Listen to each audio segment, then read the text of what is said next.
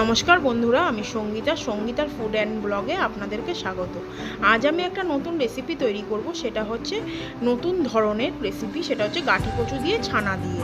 এখানে 250 গ্রাম গাঠি কচু নিয়েছি আর 2টো আলু নিয়েছি কিউব আকারে কেটে। এখানে 1 চামচ ঘি নিয়েছি আর ছানা নিয়েছি। মশলা পেস্ট করেছি, টমেটো, কাজু বাদাম আর শুকনো লঙ্কা। এখানে আমি কড়াইতে তেল দিয়ে গাঠি কচু আর আলুটা নুন দিয়ে ভালোভাবে ভেজে নিয়েছি। তারপরে আবার কড়াইতে তেল দিয়ে 4 চামচ আমি পেস্ট করা মশলাটা দিয়ে দিয়েছি ওর মধ্যে।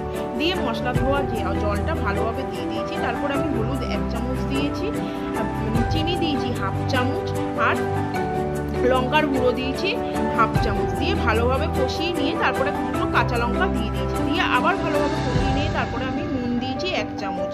দিয়ে যখন মশলা থেকে তেল বেরিয়ে এসছে তখন আমি ভাজা গাঠি কচু আর আলুগুলো আমি দিয়ে দিয়েছি। দিয়ে ভালোভাবে মশলার সাথে কষিয়ে নিয়ে তারপরে আমি